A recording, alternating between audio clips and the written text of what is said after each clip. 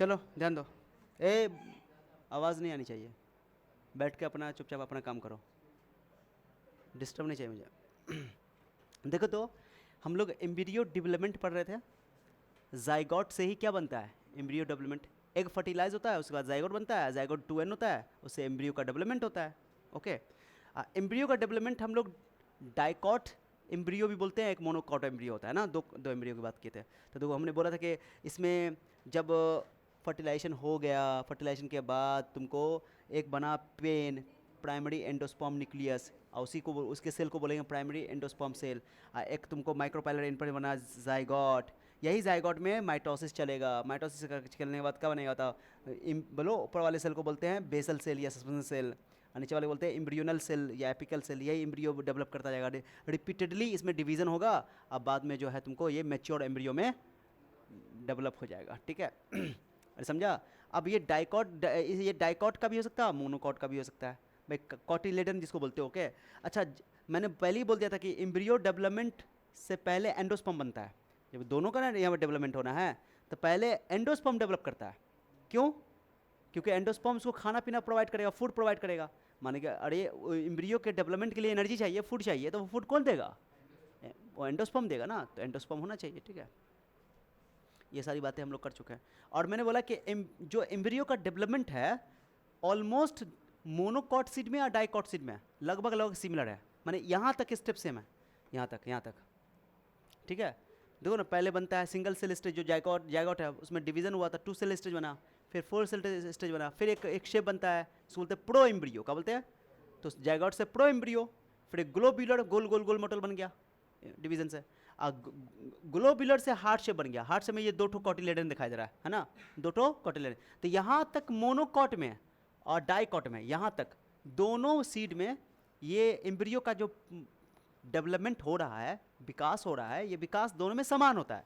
अब यहाँ पर से मैच्योर एम्ब्रियो में डेवलप होना है, तो अगर दोनों कॉटिलेडन बचा हुआ है तो ये तो डाइकॉट का हो जाएगा। ये कॉटिलेडन है। कॉटिलेडन को ऐसे तुम कह सकते हो, अगर तुम 11th नहीं पढ़ रहे हो तो कॉटिलेडन को तुम बोलोगे कि ये सीड लीव्स है। सीड लीव्स माने सीड की पत्तियाँ। पत्ती का काम क्या है? फोटोसिंथेसिस करना। अरे प्लांट के अंदर लीव्स की काम क्या है? फोटोसिंथेसिस करना। फोटोसिंथेसिस के थ्रू उसको क्या मिलेगा? खाना पीना मिलेगा, उसको खाना प्रोवाइड होगा। अरे समझा कि नहीं? तो अब सीड में तो अभी तो उसमें पत्तियाँ आई नहीं है, तो कोई ना कोई उसको खाना पीना, जब तक वो पत्ती, जब तक वो अंकुरित नहीं होगा, उससे पौधा नहीं निकलेगा, पत्तियाँ नहीं निकलेगा, तब तक तो खाना पीना उसको तो कोई ना कोई देगा ना।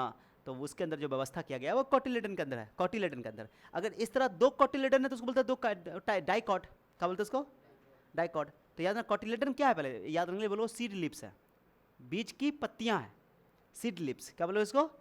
हाँ, अगर 2 कॉटिलेडन है तो डाइकॉट, जैसे ये डाइकॉट हो गया। और यहीं पर से एक चीज़ कर दो कि हो सकता है कि दोनों कॉटिलेडन में से कोई एक ही कॉटिलेडन डेवलप किया, एक कॉटिलेडन डेवलप, देखो इसमें दोनों कॉटिलेडन डेवलप कर गया, तो ये डाइकॉट सीड हो गया, डाइकॉट का सीड हो गया, और ये या एम्ब्रियो हो गया। और अगर दोनों में से कोई एक ही कॉटिलेडन डेवलप किया, ये एक ही कॉटिलेडन डेवलप किया, एक कॉटिलेडन डेवलप नहीं किया, जो बचा हुआ थोड़ा सा बचा हुआ पूरी तरह, वो सेकंड जो कॉटिलेडन है वो पूरी तरह डेवलप नहीं किया, तो इसमें एक ही ना कॉटिलेडन रहा, सिंगल कॉटिलेडन, तो इसको बोलते हैं मोनोकॉट। क्या बोलते हैं इसको? Monocot embryo. ये मोनोकॉट का एम्ब्रियो होगा। और वो जो छोटका सा गोल गोल जो देख रहे हो, वो सेकंड कॉटिलेडन पूरी तरह डेवलप नहीं हुआ, थोड़ा सा उसका अवशेष रह गया, रिमेन्स रह गया, अवशेष बच गया, उसको बोलते हैं एपीब्लास्ट। तो याद ना, एपीब्लास्ट का जो टर्म है वो इस्तेमाल करते हैं किसके अंदर? हम लोग मोनोकॉट के अंदर। मोनोकॉट मतलब single cotyledon, cotyledon single cotyledon. समझा? और इसके जो सेकंड कॉटिलेडन पूरी तरह डेवलप नहीं हो पाया, उसके कुछ अवशेष रह गए हैं, रिमेन्स रह गए, उसको बोलते हैं एपीब्लास्ट। तो एपीब्लास्ट का टर्म किस में इस्तेमाल होता है? मोनोकॉटिलेडन के अंदर, मोनोकॉट के अंदर। ठीक है, तो तुमसे पूछे व्हाट इज एपीब्लास्ट, तो बोलोगे the remains of the second cotyledon in monocot is called epiblast. तो एपीब्लास्ट क्या है? मोनोकॉट के अंदर सेकंड वाला कॉटिलेडन पूरी तरह डेवलप नहीं हुआ है, उसके बचे हुए भाग को, बचे हुए पार्ट को बोलते हैं, क्या बोलते हैं उसको? एपीब्लास्ट। याद रहेगा एपीब्लास्ट? कोई दिक्कत हो गया? तो यहाँ ये पूरा दो मोनोकॉट में, डाइकॉट में, मोनोकॉट में, दोनों में से ये रहता है। ठीक है, बट जैसे कि तुम ये खाते, मकई खाते, मकई का जो बीज होता है अंदर वाला जो खाते हो, तो तुम्हारा मोनोकॉट है, उसमें वो जो खाने वाला पार्ट होता है वही तुम्हारा कॉटिलेडन है, तो वो एक ही पार्ट है वो। लेकिन चना को जब तोड़ते हो तो दो टुकड़ा में टूट जाता है ना, तो उसको तुम डाइकॉट, ये समझने के लिए बस। ओके, तो डाइकॉट बोलो उसको, डाइकॉटिलेडन। कन्फ्यूजन है ना? है अब? चलो हो गया। अब मैं ये जो तुमको समझाया था कि इसके अंदर मोनोकॉट सीट के अंदर, डाइकॉट सीट के अंदर टर्मिनोलॉजी जो इस्तेमाल करते हैं वो देख लेते हैं। ये डाइकॉट है, 2 कोटिलेडन है, एक कोटिलेडन ये, एक कोटिलेडन ये, ठीक है। अब इसको समझने के लिए जो तुम सीट को पहले समझ जाओ, सीट को समझो। मैंने बोला था ना, जैसे इसको हटाओ, मैंने बोला सीट को समझो, डाइकॉट सीट को और मोनोकॉट सीट को, इस समझो। आ जाओ, ये बहुत ईजी है। डाइकॉट में तुमको पता है कि कै गो कोटिलेडन होगा? 2 कोटिलेडन है। कोटिलेडन किसको बोलते हैं? सीड लिप्स को, सीड लिप्स को, ओके। तो देखो ये जो तुम देख पा रहे हो ये तुम्हारी डाइकॉट की एम्ब्रियो है। डाइकॉट की क्या है?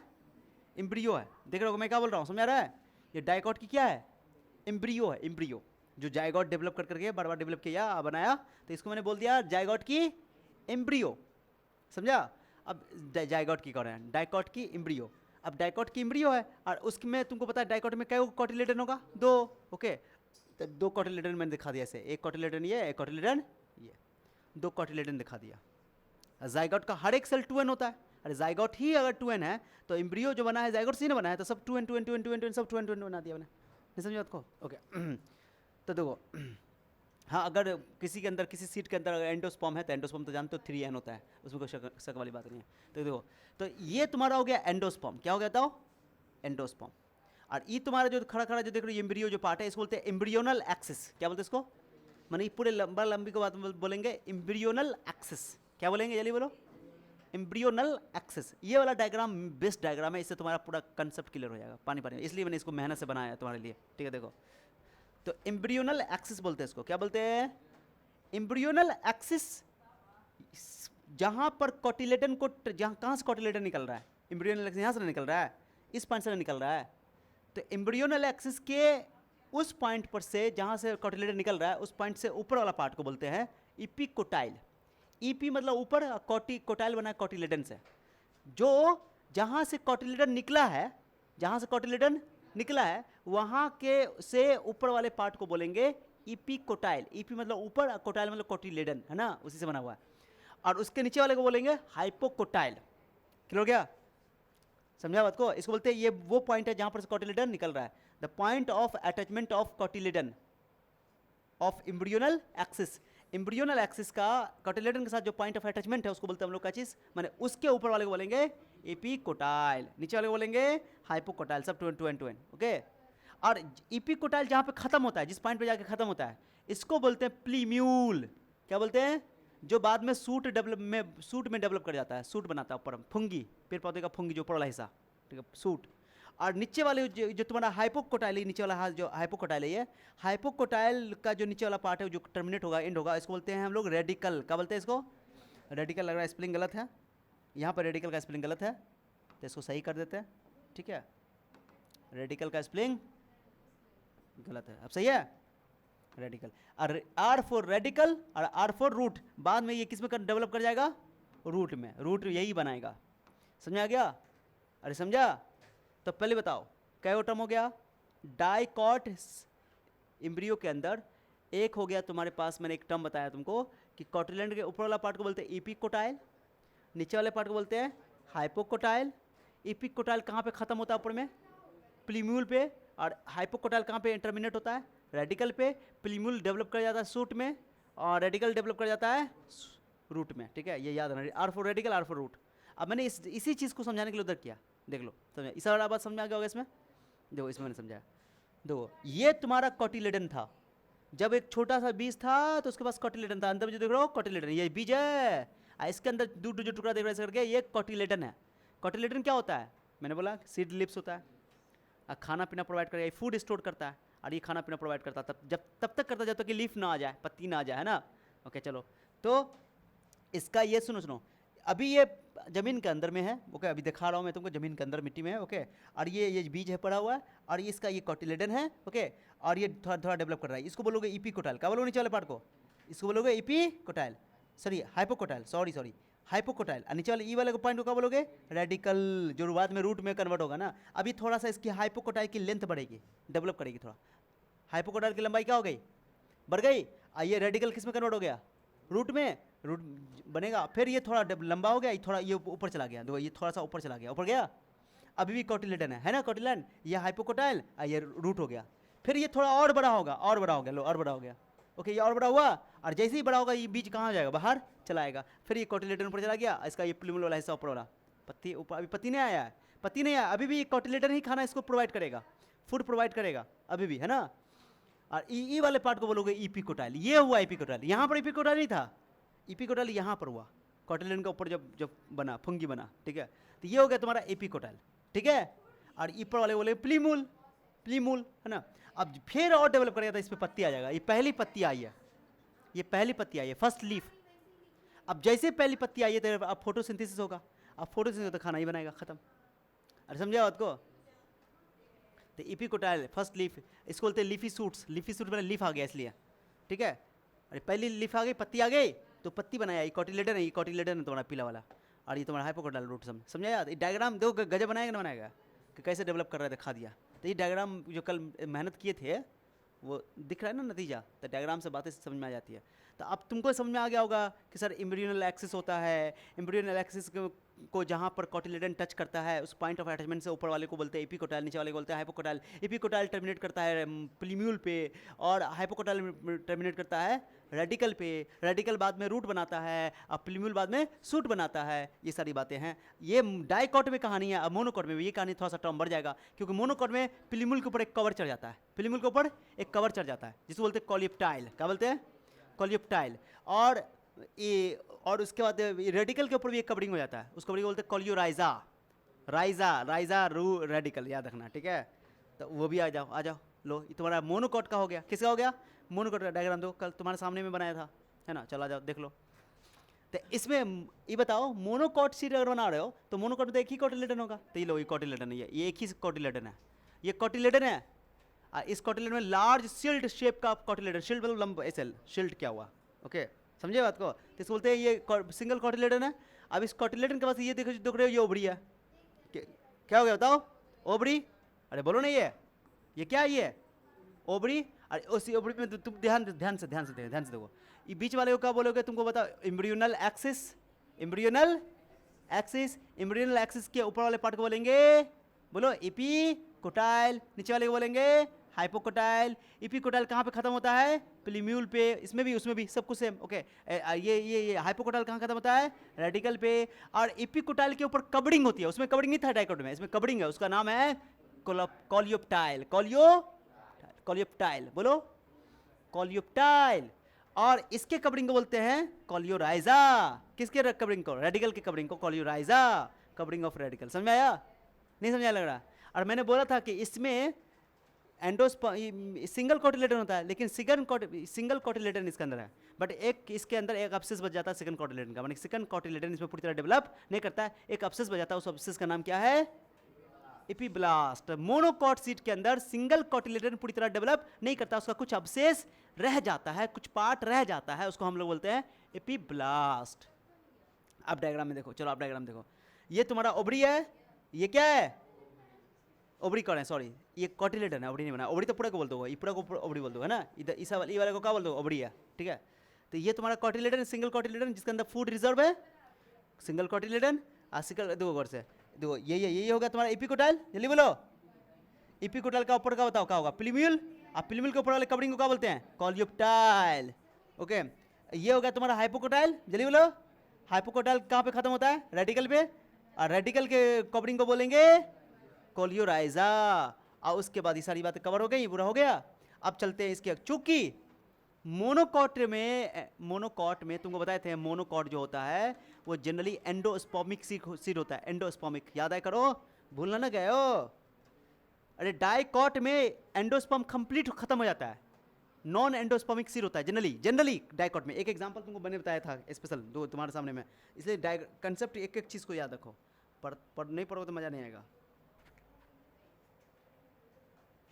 या अगर एंडोस्पर्म पूरी तरह खत्म नहीं होता है, पूरी तरह खत्म, तो उसको बोलते हैं एंडोस्पर्मिक सीट। याद आया कि एम्ब्रियो डेवलपमेंट के दौरान अगर पूरी तरह एंडोस्पर्म खत्म नहीं होता है, क्या कि एम्ब्रियो जो है डेवलप करने के लिए खाना पीना कहाँ से लेता है? एंडोस्पर्म से।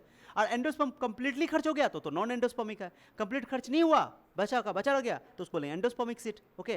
तो लिखा हुआ है endosperm is not consumed entirely मतलब कंप्लीटली, पूरी तरह खर्चा नहीं हुआ, कुछ बच गया एम्ब्रियो डेवलपमेंट के अंदर, तो उस सीट को बोलते हैं, उस बीज को बोलते हैं एंडोस्पर्मिक सीड या एल्बुमिनस सीड।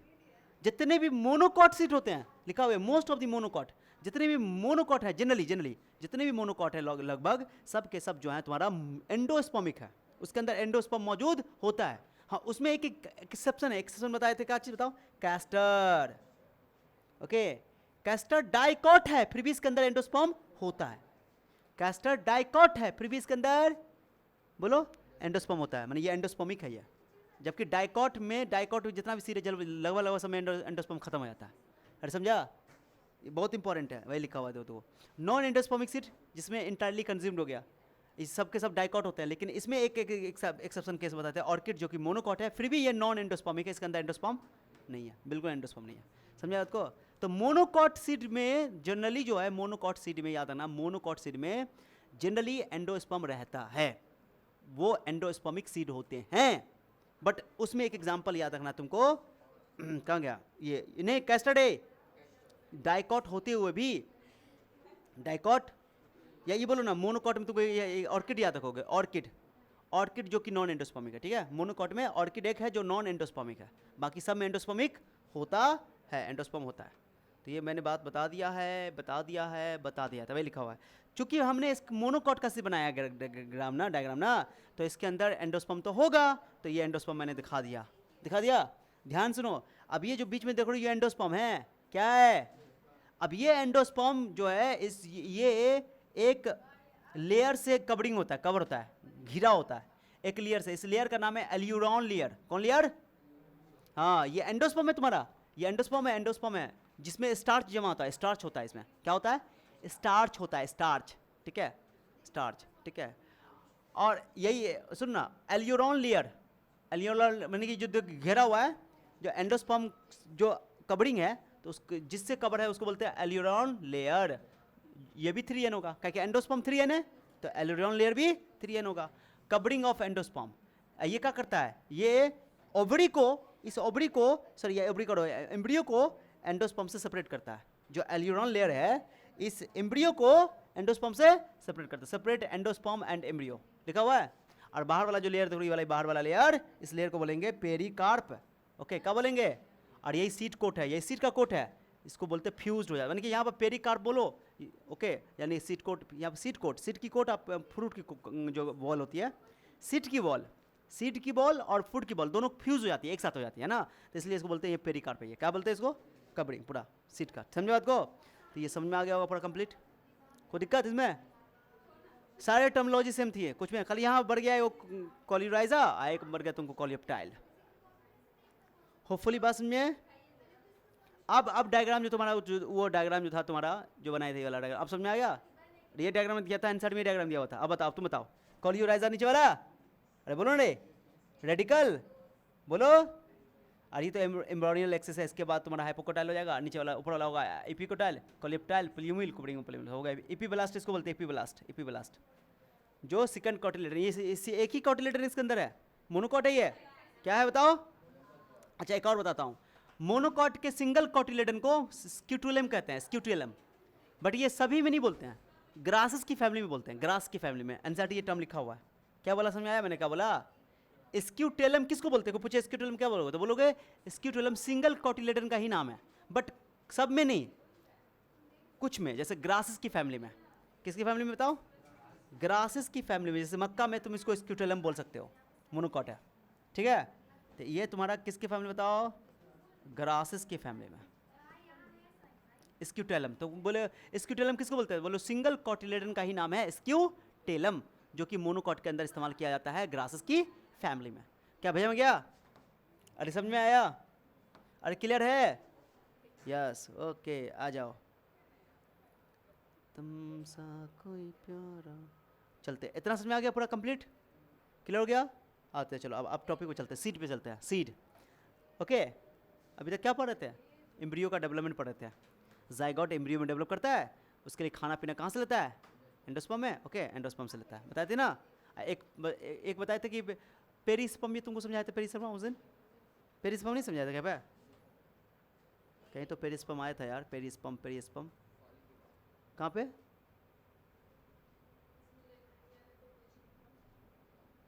चलो कोई बात नहीं, देख लेंगे, आएगा कहीं तो। चलो पेरिस्पर्म वही बोलते हैं कि किसी में न्यूक्लियस का कुछ रिमेन्स रह जाता है, न्यूक्लियस का सेल बच जाता है, ओके, तो वो एज अ फूड बाद में इस्तेमाल होता है, उसको बोलते हैं पेरिस्पर्म। ठीक है, बात करेंगे उसमें, बहुत इंपॉर्टेंट है वो। चलो सीड, पहले सीड के बारे में बात करते हैं। आप किसके बारे में बात करते हैं?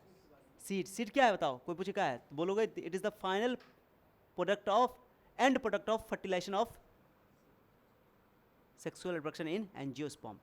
एंजियोस्पर्म के अंदर का जो फाइनल प्रोडक्ट है वो कौन है तुम्हारा? सीड है, फ्रूट, ऐसे बोलते हो ना, बोलते हो। तो सीड किससे बनता है? A fertilised ovule called seed. Seed का परिभाषा, जब ओव्यूल फर्टिलाइज होता है तब क्या बनाता है? सीड बनाता है। अब ये भी तो पढ़ा देता लग रहा है। एंडोस्पर्मिक सीड, जिसमें एंडोस्पर्म रहेगा जनरली, जिस मोनोकॉट, अरे समझा कि नहीं समझा? Most of the monocot, but इसमें एग्जांपल एक तुमको बोले थे कि एक बोले थे ऑर्किड जो मोनोकॉट है बट वो एंडोस्पर्मिक नहीं है बल्कि नॉन एंडोस्पर्मिक है। ओके, याद रखना। नॉन एंडोस्पर्मिक या x albuminous seed, x albuminous seed. Endosperm is absent, food store in cotyledon most of the dicots. चला जाओ एग्जाम्पल पी बीन, ऑर्किड में, जबकि है ना ऑर्किड जो है तुम्हारा मोनोकॉट है, जबकि सब डाइकॉट में आता है। स्मॉलेस्ट सीड के बारे में बता दें, ऑर्किड ये सब बता ही दी थे, सब बता देते। हाँ, ये पेरिस्पर्मिक सीड तो आ गया कि in some seed nucleus remains as a food reserve called perisperm, okay, called मैंने food reserve called perisperm, and seeds are called perispermic seed. मैंने कुछ ऐसे सीड होते हैं जिसमें के अंदर न्यूक्लियस ही फूड के तौर पर इस्तेमाल हो जाता है, जो बचा हुआ होता है उसको हम लोग बोलते हैं पेरिस्पर्म। पूछा हुआ बहुत बड़ा एग्जाम में, ओके। जैसे एग्जांपल याद ना, ब्लैक पेपर एंड बीट, याद होनी चाहिए। क्लियर हो गया? Structure of seed. अब चलते हैं, अब यहाँ पर उतना पढ़ा चुके थे आज जो भी पढ़े हो सब पढ़ा हुआ था, बस खाली स्ट्रक्चर हमको डायग्राम समझाना था, ओके। चलो स्ट्रक्चर ऑफ सीड। ए लड़की, बाहर कहाँ जा रही हो? देखो, a seed contains the embryo.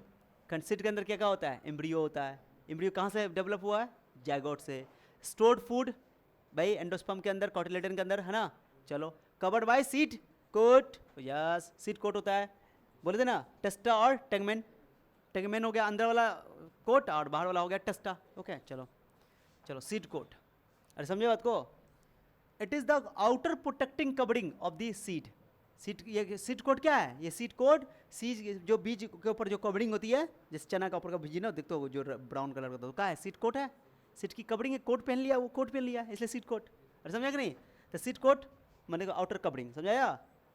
It is formed from the integuments of the ovule. जो सीड कोट किससे बना हुआ है?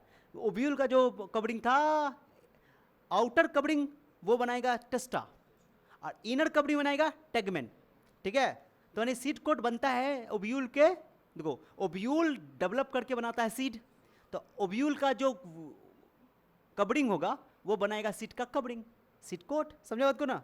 खत्म, वही है। It is form from the integuments of the ovule, it protect the seed. ये सीड को क्या करता है? बचाता है, ओके, बचाव करता है।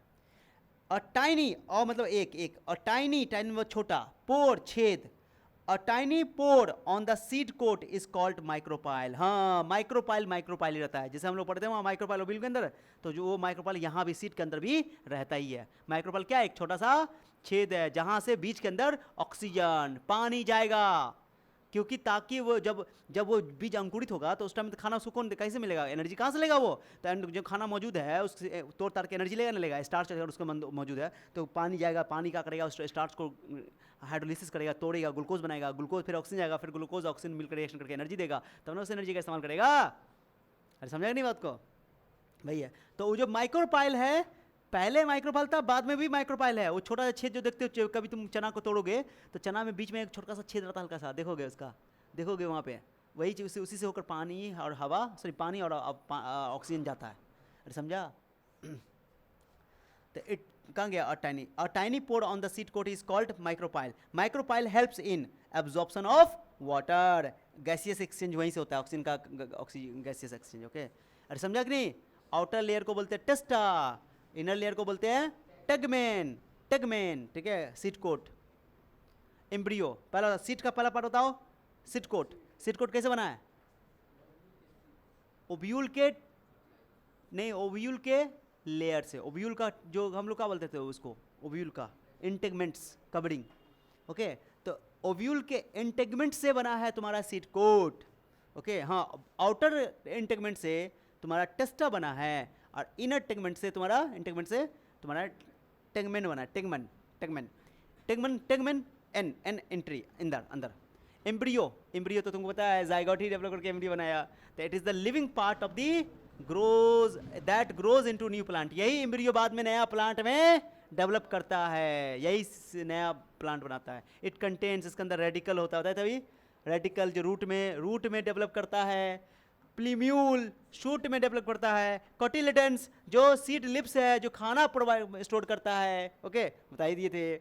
एंडोस्पर्म क्या चीज, endosperm it provides nutrition to embryo, या एंडोस्पर्म क्या करता है, एम्ब्रियो को न्यूट्रिशन खाना पीना प्रोवाइड करता है। कोटिलेडन से मिलता है, एंडोस्पर्म से भी मिलता है, समझो उसको। ये डायग्राम देख लो, डायग्राम देखो, ऊपर वाले को बोलोगे सीड कोट, बीच वाले को बोलोगे पिंक वाली, पिंकी जो पिंकी, अरे देख रही हो जो ये ब्लू जो देख रही है उसका नाम है सीड कोट, क्या बोलोगे, सीड कोट। आई जो पिंकी देख रही है, पिंकी क्या है, अरे पिंकी क्या है, एंडोस्पर्म। और बीच वाला जो देख रही हो क्या है वो, एम्ब्रियो, फिर एम्ब्रायो बोल रहा है, एम्ब्रायो चट्टा, एम्ब्रियो क्या बोलोगे इसको, एम्ब्रियो, ठीक है समझ आया। ए गेट बंद करो ना बकलोल, इतना तूफान आ रहा था, कहाँ गर्दा अंदर घुसेगा, मस्ती करी है, उड़िए जाएगी सीधे हवा में, तुमको नीचे से हवा फूक के उड़ जाओगे सीधे, उड़ती रहोगे फूकना बंद करके। तो ठीक है, इसको बोलते हैं एंडोस्पर्मिक सीड, क्योंकि इसके अंदर एंडोस्पर्म है ना, अब कुछ में एंडोस्पर्म नहीं होता है, ओके जैसे बोला था मैंने तुमको, डाइकोट में एंडोस्पर्म नहीं होता है, बताए थे जनरली। सीड कोट, एंडोस्पर्म और नॉन एंडोस्पर्मिक सीड, ओके अरे समझा बात को। एंडोस्पर्म बहुत कम है, तो इसमें बहुत कम है, ठीक है, नॉन एंडोस्पर्म बता दिया, ओके समझ में आया। चलिए सीड डोरमेंसी, अब सीड के बारे में बात हो गई, अब है सीड डोरमेंसी। अब डोरमेंसी मतलब होता है कि सीड कितना दिन तक बोलो जीवित रहेगा, यानी सीड कब तक नया पौधा दे सकता है, डोरमेंट तो वो लिखा हुआ, पहले सुनो, सीड कब तक, क्या लिखा हुआ है, इस डोरमेंसी किसे बोलते हैं, सीड इज अलाइव, सीड जिंदा तो है, अलाइव मतलब जिंदा, यानी कि मर जाना, ये नहीं बोलोगे, सीड जिंदा तो है बट सोया हुआ है, इसको बोलते हैं सीड डोरमेंसी। माने वो एक सीड है जिसको तुम रखा हुआ है, अभी वो नया अभी अंकुरित नहीं हो रहा, जर्मिनेट नहीं कर रहा है, अब वो सोया हुआ है, जैसे उसको हवा पानी मिला, ओके बस वो अंकुरित हो जाएगा, ओके अरे समझा। तो इसका मतलब बीज तो सोया हुआ है, बस आराम कर रहा है, बस समझा, बट मरा नहीं है, उसको बोलते हैं सीड डोरमेंसी, ठीक है बस समझा। तो लिखा हुआ है सीड इज अलाइव, सीड जिंदा है बट क्या है, सोया हुआ है, तो उस कंडीशन को बोलते हैं सीड डोरमेंसी। सीड अभी जिंदा है, सीड से बीज बना सकते हैं, प्लांट बना सकते हैं। It is an inactive state, inactive state मतलब माने वो सोया हुआ है, ओके माने वो अभी नया प्लांट में डेवलप नहीं होगा जब तक उसको फेवरेबल कंडीशन ना मिले तब, okay of a matured seed, okay तो ये इनएक्टिव सीड है, कोई बीज है मैच्योर हो गया है और वो नया प्लांट बना सकता है, लेकिन अभी भी उसको फेवरेबल कंडीशन नहीं मिल रहा है, वो सोया हुआ है, फेवरेबल कंडीशन हम उसको हम नहीं दे रहे, अभी पानी नहीं दे रहे, हम हवा नहीं दे रहे, अब सोया हुआ है। धान है, अब धान को हम अंदर रखे हुए हैं, छोड़े हुए हैं बीज, धान के बीज को छोड़े हुए हैं, तो ऐसा थोड़ी होता है कि धान तुम कोठी में भरे हुआ, कोठी में धान अपने आप उग गया, उसको पानी नहीं दो तब ना यार, ओके हाँ। तो अभी वो इन एक्टिव स्टेट में है, कौन स्टेट में, इन एक्टिव स्टेट में है, समझे, तो उसको बोलते हैं सीड डोरमेंसी। बता रहे हैं भाई seed can not germinate in this state, माने जब सीड डोरमेंसी में रहेगा, किस में रहेगा, डोरमेंसी में रहेगा, डोरमेंट रहेगा सीड, तो उस केस में वो कभी भी जर्मिनेट नहीं करेगा, माने वो सोया हुआ है बट मरा नहीं है, सोया हुआ है मरा नहीं है, हाँ ठीक है।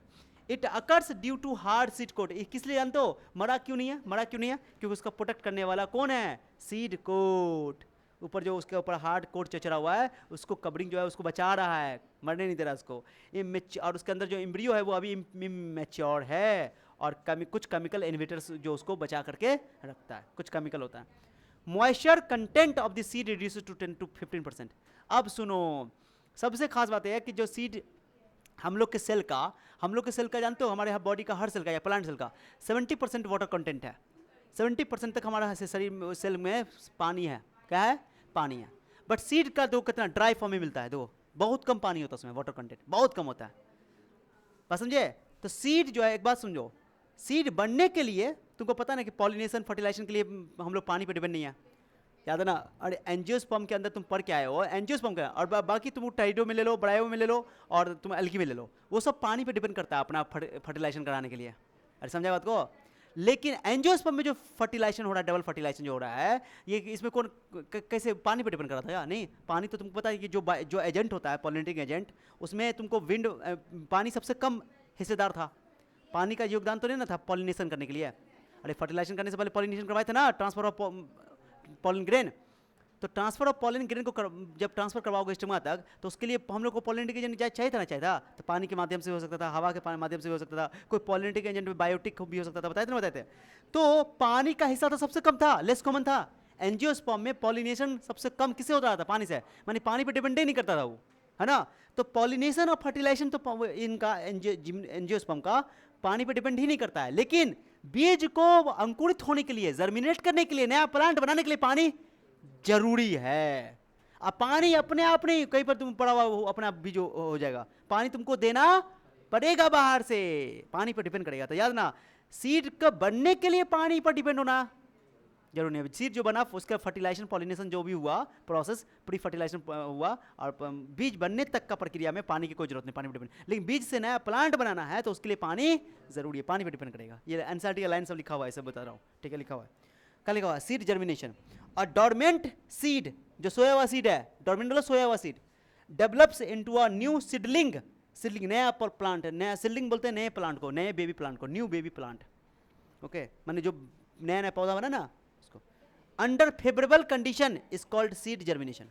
सीड जर्मिनेशन मतलब क्या हुआ कि जब भी सीड जो अभी डोरमेंट है, डोरमेंसी स्टेट में है, सोया हुआ है, जैसे उसको फेवरेबल कंडीशन मिला, पानी मिला, ऑक्सीजन मिला, तो वो जर्मिनेट कर जाएगा, वहाँ से वो अंकुरित फूटेगा और उसका नया पौधा बनेगा। स्टेप्स स्टेप्स, ए कंट्रोल कंट्रोल, जैसे लग रहा है ये आगे गिर जाएगा, बताओ। सुनो, वाटर एब्जॉर्ब्स, एक गेट लगा दियो, लॉक कर दियो। हाँ, अरे झटका मारेगा रे। ए लड़की, तुम अपना काम करो ना।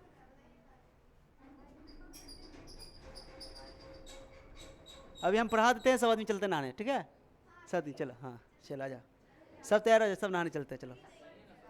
हम मुड़ेंगे। ए फिर तुम कहाँ?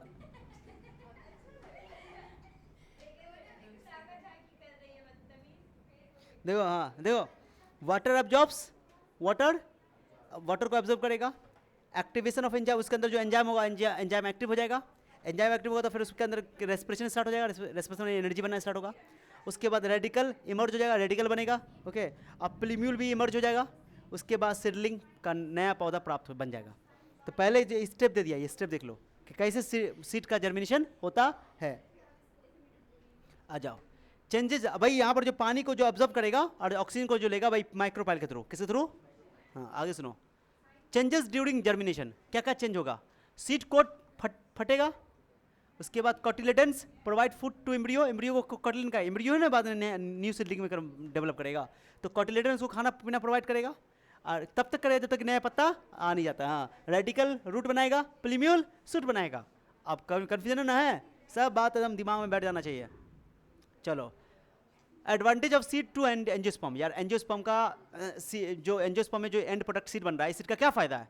सीड की सबसे खास बात मैंने बता दिया कि ये जो इसके पॉलिनेशन, इसका फर्टिलाइजेशन जो है पानी पर डिपेंड नहीं करता है, लेकिन इस सीड के जर्मिनेशन के लिए पानी जरूरी है। तब पानी जरूरी है तो ये अपने आप तो जर्मिनेट नहीं करेगा, पानी हम देंगे तब। इसके फायदा क्या है जानते हो? कि जब हम मन चाहेंगे तब हम पानी इसको दे देंगे, तब जर्मिनेट करवा देंगे। समझा इसको? अरे समझा? तो ये फायदा भी तो है ना, अच्छी बात है ना। तो लिखा हुआ फायदा क्या है, लाभ क्या है? तो सीड प्रोवाइड्स प्रोटेक्शन, पहली बात तो सीड क्या करता है? प्रोटेक्शन प्रोवाइड करता है, ओके। दूसरा, सीड प्रोवाइड्स नरिशमेंट, खाना प्रोवाइड करता है, खाना पीना देता है नहीं देता है? सीड प्रोवाइड्स डोरमेंसी, माने सीड को अपने मन चाहे तरीके से तुम स्टोर करके रख दो, सोया हुआ है, मरेगा नहीं, बाद में उसको मन करेगा उगा लेंगे। सीड प्रोवाइड्स डिस्पर्जल, डिस्पर्जल मतलब कि उसको तुम कहीं से कहीं फैला सकते हो, यहाँ से तुम यहाँ यही से अभी सिटी में दूसरे सिटी में उठा कर ले जाओ, उठा करके डिस्पर्स कर दो, फैला दो जा करके, और दूसरे कंट्री का सीड यहाँ ले आओ, ओके। हाँ, सीड प्रोवाइड्स जेनेटिक वेरिएशन, चूंकि सेक्सुअल रिप्रोडक्शन का ये एंड है, प्रोडक्ट है, एंड प्रोडक्ट है, तो ये वेरिएशन भी प्रोवाइड करता है। Seed form the basis of agriculture. हाँ, सीड जो है एग्रीकल्चर का बेसिस है कि नहीं है? हाँ, बेसिस बेसिस बेसिस मतलब आधार है। हाँ, रीजन सीड सो कि कोई पूछेगा क्यों एग्रीकल्चर का बेसिस है, एग्रीकल्चर का क्यों बेसिस है, वो आधार क्यों है, बुनियाद क्यों है? क्योंकि डिहाइड्रेशन, सीड के अंदर बहुत कम पानी होता है, बहुत कम पानी, ओके, बहुत कम पानी होता है। इससे क्या होता है कि वो जल्दी जर्मिनेट करता नहीं है, हम उसको पानी देंगे तब जर्मिनेट करेगा, तो ये रीजन ही है। दूसरा डोरमेंसी, सीड सोया रहता है बट जिंदा रहता है ना। Seed inter dormancy state after dehydration, जब इसे पानी से निकल जाएगा, वो डिहाइड्रेशन के बाद पानी नहीं रहेगा तो वो जर्मिनेट नहीं करेगा और वो डोरमेंट स्टेट में चला जाएगा, ठीक है। सीड वाइबिलिटी, कब तक सीड जिंदा रहेगा? अब तो ऐसा तो नहीं कि जिंदगी भर तुम सोच रहे हो धान को तुम जमा करके अंदर रख दिया, वो कोठी में आप बैठे रहो, 50 साल बाद निकालेगा तुम्हारे चचा जी और कहेंगे लो धान उग जाए, ऐसा थोड़ी होता है यार, कहीं ना कहीं उसका लिमिट तो होगा ना, तो जीवित रहने का, ओके। तो वही है सीड वाइबिलिटी, जैसे पॉलिन वाइबिलिटी हम लोग पढ़ते हैं, पॉलिन वाइबिलिटी वैसा ही।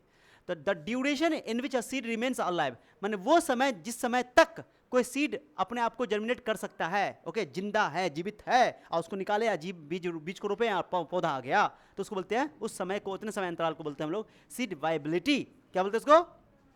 And capable of germination is called seed viability. Seed viability अलग अलग सीड के लिए अलग अलग होता है, वो किस पर डिपेंड करता है? टेम्परेचर पर, मॉइस्चर कंटेंट पे, अलग अलग बीज में पानी की मात्रा अलग ना होगी, ओके। सीड कोट पे कि उसका किसका सीड कोट स्ट्रॉन्ग है, किसका वीक है। स्टोरेज कंडीशन, कहाँ रखा गया, गर्मी में रखा गया, ठंडा में रखा गया। तो इस सीड की वाइबिलिटी माने सीड को कब तक जिंदा रहेगा, ये बात डिपेंड करता है टेम्परेचर पे, ये बात डिपेंड करता है मॉइस्चर कंटेंट पे, ये बात डिपेंड करता है सीड कोट पे, ये बात डिपेंड करता है स्टोरेज कंडीशन पे।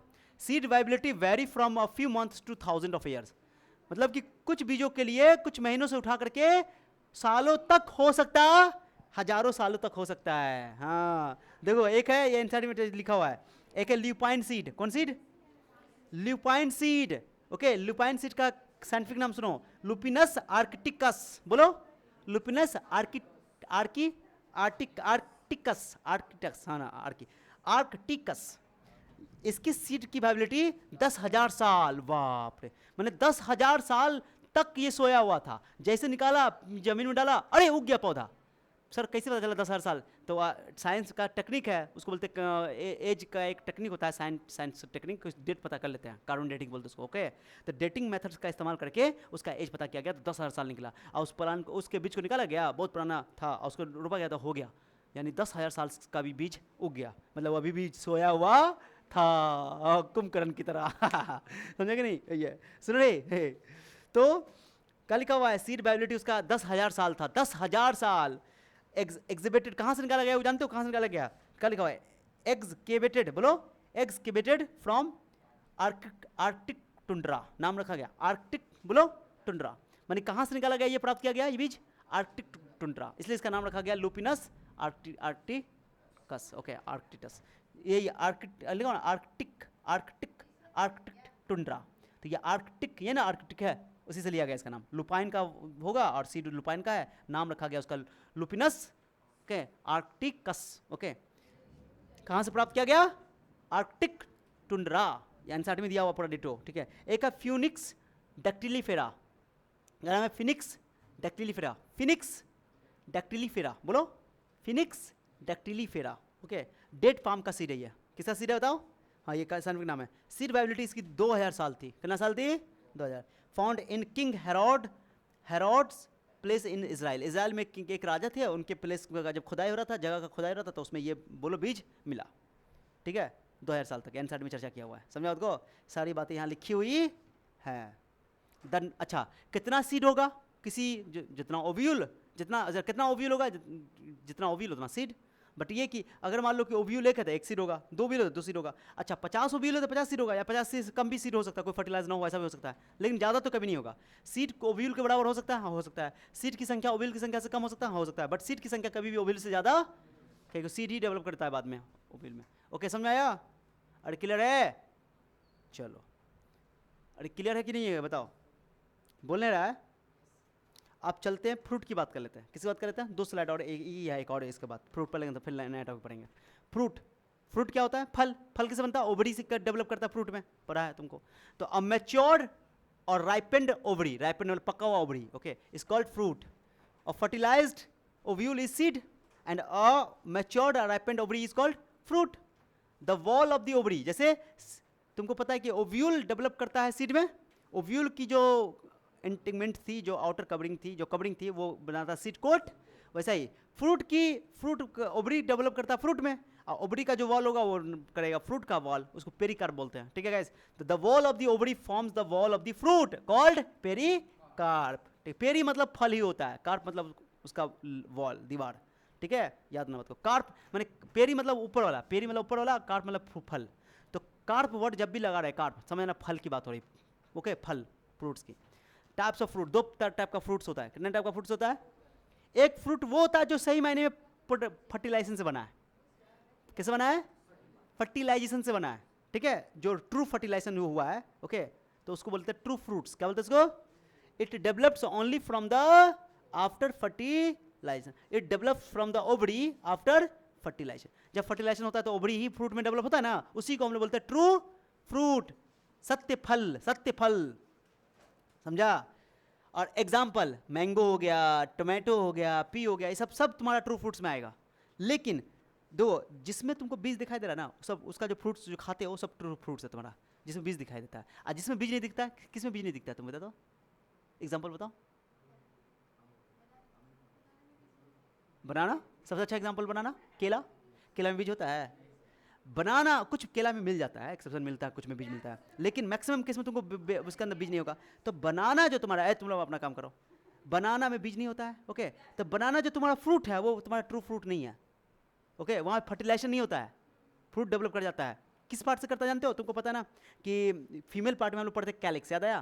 कैलिक्स, क्रोला, एंड्रोसियम और गाइनोसियम, और वो टिका हुआ था किस पे? थैलमस पे। वो थैलमस पार्ट ही डेवलप कर जाता है फ्रूट के अंदर बिना फर्टिलाइजेशन के। ठीक है, तो कुछ ऐसे फ्रूट्स हैं वहाँ पे थैलमस डेवलप कर जाता है फ्रूट्स में बिना फर्टिलाइजेशन के, तो उसको बोलते हैं हम लोग, जानते हो क्या बोलते हैं उसको? Parthenocarpic fruit. क्या बोलते हैं उसको? पार्थिनोकार्पिक। पार्थिनो मतलब होता है बिना फर्टिलाइजेशन के, कार्पिक मतलब होता है, बताया ना, कार्पिक मतलब अभी कार्प मतलब फ्रूट, अरे बताया ना, तब बिना फर्टिलाइजेशन के अगर कोई फ्रूट बन जाता है, ओके, तो हम लोग बोलते हैं उसको पार्थिनोकार्पिक फ्रूट्स। ओके, अरे समझा? जैसे इसको बोलते हैं सीडलेस फ्रूट। सीडलेस फ्रूट मतलब बिना बीज वाला। ठीक है, इधर लिखा हुआ है it develops from the other than ovary, ovary के अलावा, जैसे एग्जांपल के तौर पे thalamus. Okay, example Apple, Apple में भी बीज ज़्यादा नहीं होता है, कुछ में, कुछ एप्पल में होता है, कुछ में नहीं होता है, मैक्सिमम केस में। ओके, तो एप्पल का भी पार्ट तुम बोल सकते हो इसमें example. Okay, strawberry, Casio, okay, मैं समझा आपको, बनाना बोल सकते हो। तो ये तुम्हारा हो गया फॉल्स फ्रूट, इसको बोलते हैं फॉल्स फ्रूट। कौन फ्रूट? फॉल्स फ्रूट, इसमें कोई फर्टिलाइजेशन नहीं हुआ। अरे क्लियर हुआ? तो 2 तरह का फ्रूट्स हो गया, समझा ही दिया। बात समझ आया कि नहीं आया? ये अच्छा, यहाँ पर पार्थिनोकार्पी वाला आगे था, हम पहले पढ़ा दिए हैं। इसको बोलते हैं फॉल्स फ्रूट, माने अगर कोई पार्ट से, थैलमस वाले पार्ट से अगर फ्रूट बन जाता है तो उसको बोलते हैं हम लोग फॉल्स फ्रूट। लेकिन अगर बिना फर्टिलाइजेशन, यहाँ लिखा हुआ है ये parthenocarpy fruit, it is formed without fertilization. Okay, such fruits are called seedless fruit, इसको बोलते हैं सीडलेस फ्रूट। ओके, इसका एग्जांपल है बनाना, ग्रेप्स। ओके, हाँ, अब कुछ बनाने में बीज मिल सकता है, अलग बात है। ठीक है, तो पार्थिनो मतलब होता है वर्जिन, वर्जिन मतलब बिना फर्टिलाइजेशन, फर्टिलाइज नहीं हुआ, वर्जिन बोलते ना, वर्जिन, आर यू वर्जिन, वही तो वर्जिन, वही है वर्जिन। मतलब कुंवारे हो, अभी शादी नहीं हुआ ना वही है नहीं बोलता है आजकल बच्चा लोग समझता है। कार्पिक मतलब होता है, कार्प मतलब होता है फ्रूट। ठीक है, क्या होता है? फ्रूट। तो बिना फर्टिलाइजेशन के फ्रूट बन जाए तो उसको बोलते हैं हम लोग का जी पार्थिनो कार्पिक फ्रूट। ओके, दो, एक होता है पार्थिनोजेनेसिस। क्या होता है? पार्थिनोजेनेसिस, अगर पूरा जीव बिना फर्टिलाइजेशन के बन जाए तो उसको बोलते हैं पार्थिनोजेनेसिस। ठीक है, बस समझा? जैसे बी वाला केस देखे थे हम लोग के, जो मेल ड्रोन होता है बी में, वो पार्थिनोजेनेसिस का ही रिजल्ट है। ठीक है, तो पार्थिनोजेनेसिस होता है कि अगर कोई ऑर्गेनिज्म बिना फर्टिलाइजेशन का बन जाता है तो उसको बोलते हैं पार्थिनोजेनेसिस। अब पार्थिनोकार्पिक फ्रूट का मतलब, पार्थिनोकार्पिक का मतलब हुआ कि वो फ्रूट जो बिना फर्टिलाइजेशन का बन जाए तो उसको बोलते हैं पार्थिनोकार्पिक फ्रूट। ठीक है, अरे समझा? एक पढ़ेंगे हम लोग कि बिना फर्टिलाइजेशन का सीड बनता है तो उसको बोलते हैं apomixis. No no no no, पार्थिनो नहीं बोलते हैं उसमें, एपोमिक्सिस आगे पढ़ेंगे। बिना फर्टिलाइजेशन का अगर तुमको बीज बन जाता है तो उसको हम लोग बोलते हैं एपोमिक्सिस। एपो मतलब ही होता है नो, नो फर्टिलाइजेशन। ठीक है, तो वो समझाएंगे, डोंट वरी। तो फिनोमिनन दो, इस फिनोमिनन को बोलते हैं पार्थिनोकार्पी, और फ्रूट का नाम है पार्थिनोकार्पिक। फ्रूट का नाम है पार्थिनोकार्पिक। माने कि पार्थिनोकार्पिक मतलब समझ आ गया? इस घटना को बोलते हैं पार्थिनोकार्पी, अब फ्रूट को बोलते हैं पार्थिनोकार्पिक। अरे समझा बात को? अरे क्लियर? तो फ्रूट 3 टाइप का हो गया। कितना टाइप का हो गया? ट्रू फ्रूट जो फर्टिलाइजेशन से बनता है, एक हो गया फॉल्स फ्रूट जो जिसमें कुछ पार्ट जो है, कुछ पार्ट उसका इसका प्लांट का, जैसे थैलमस, वो डेवलप हो गया फ्रूट के अंदर, तो उसको हम लोग बोलते क्या चीज़ बताओ, develops from other than ovary, तो उसको बोलते हैं false fruit. Apple, strawberry example याद है, फॉल्स फ्रूट। और इसके अंदर तुमको ये बनाना, ग्रेप्स जो है पार्थिनोकार्पिक फ्रूट है, मैंने बिना फर्टिलाइजेशन के ही डेवलप कर जाता है, तो इसको हम लोग बोलते हैं पार्थिनोकार्पिक फ्रूट। कितना फ्रूट हो गया? 3। इंपॉर्टेंस ऑफ फ्रूट, फ्रूट का क्या इंपॉर्टेंस है? It provides protection to the seed, seed को क्या करता है? प्रोटेक्शन देता है, अंदर में सीड होता है ना, प्रोटेक्शन देता है। It helps in seed dispersal, seed की डिस्पर्जल में हेल्प करता है। It is the source of food, ये फूड का सोर्स है। It is the storage of energy, तब ना खाते फ्रूट के, फूड खाओ खाओ, सुबह में एक सेब खा के आओ तो देखो कितना एनर्जी आता है, ठीक है, मज़ा आ जाएगा, दिल चेहरे पर चमक आ जाएगी। ओके, अगली कक्षा में हम लोग पढ़ने वाले एपोमिक्सिस, जहाँ पे बनेगा बिना फर्टिलाइजेशन के सीड। तो अब ज़्यादा स्लाइड नहीं बचा हुआ है, ओके, बस 3-4 स्लाइड बचा हुआ है, एपोमिक्सिस लास्ट टॉपिक होगा, यानी कल के कक्षा में तो नहीं, परसों की कक्षा में ख़त्म करेंगे, सैटरडे को, ठीक है। कल तो फ्राइडे है ना, कल तो हम लोग कुछ और पढ़ेंगे, बट ये फ्राइडे के क्लास में, यानी कि तुमको सैटरडे के क्लास में ही ख़त्म करेंगे चैप्टर को, ओके। पक्का सैटरडे को ख़त्म ही चैप्टर, और उसके बाद फ़ौरन अगले हफ्ता टेस्ट लेंगे। ये हफ्ता तो टेस्ट है इसका, और अगले हफ्ता टेस्ट, हाँ, लो गया, मैंने छुट्टी के बाद, समझा बात को, तब तक तुम लोग पूरा मुकम्मल करोगे। हम नोट्स हम भूल जाते हैं, नोट्स हम भेज देंगे पूरा। पहले अभी क्या करोगे, कहाँ से पढ़ाएं आज बताओ तो, सिर से पढ़ाए ना।